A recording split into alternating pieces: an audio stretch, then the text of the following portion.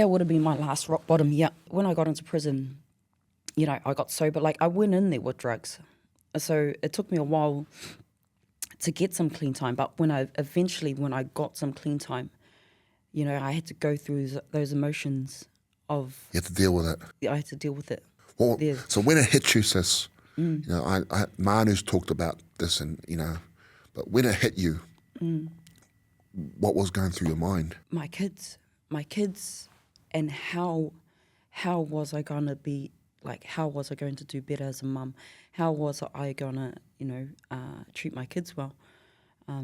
How was I going to support them when I got out? How was I gonna, you know, be the mum that I promised them to be? I was gonna be. Just all sorts. Like, how can I do this? Because you'd made that promise to them before, right? Yeah. So I went into prison for a little bit, like 1 or 2 months, and you know I got a little bit of clean time, and that was the first time I made promises to them that I was gonna, you know, do better, get off the stuff, and look after them.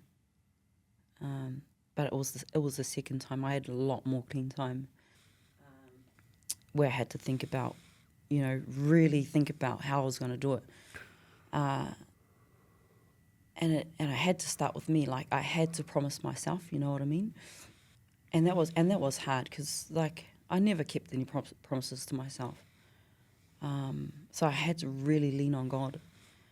My mum's always told me to always lean on God.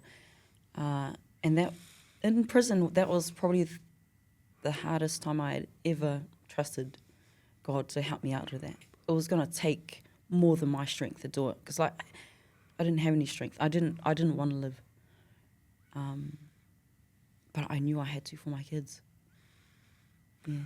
So your kids really did keep you alive. I mean, you just didn't want to. You didn't want to be here anymore. Nah.